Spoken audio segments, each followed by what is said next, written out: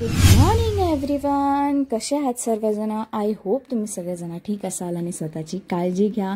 मी पण ठीक आहे, कारण की आता सांगितलेलं आहे मुसळधार पाऊस.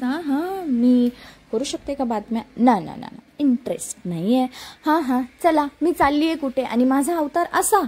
मी चालली आहे कोणाला तरी आणायला. कोण येणार आहे? सरप्राईज आहे. ते पण आहे मला घेण्यासाठी, म्हणजे मला स्पेशल भेटण्यासाठी. कोण येणार? अरे वा. तर एवढी एक्सायटेड होते. मी करत होते स्वयंपाक, आणि स्वयंपाक करता करता तसेच सूरज आला. म्हणे चल उशीर झालेला आहे.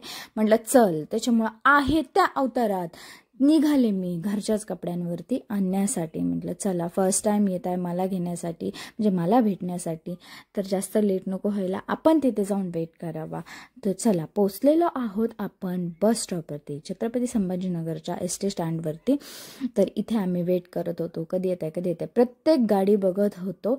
मी एवढी इमोशनल झाले होते, एवढी एक्सायटेड होते त्या व्यक्तीला भेटण्यासाठी, जे की मला भेटण्यासाठी आलेला आहे. आणि हा मोमेंट सगळ्यांसाठी स्पेशल असेल. येस, तर आली होती माझी मम्मी मला नेण्यासाठी, भेटण्यासाठी. एवढं भारी वाटलं ते आलेली. बघू शकता माझा अवतार, मी आहे त्या अवतारात आले होते. हे सुद्धा विचारले नव्हते, उठले लगेच निघाले. तर इथे गप्पा चालू होत्या. मम्मीला म्हटलं, मम्मी तू लवकर का नाही आली, किती उशीर केला? म्हटलं अगं बस जेवढा वेळेत आहे तेवढाच वेळात आहे ना. तरी पण लवकर आली होती.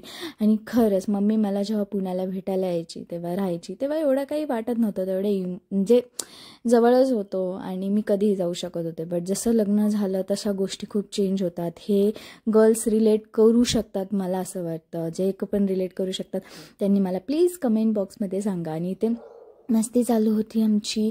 रात्रीचं जेवण वगैरे केलं. आणि माहिती आहे, मम्मीचा जेव्हा कॉल आला, मम्मी मला काय बोललेली, बाळा तुला काय घ्यायचं?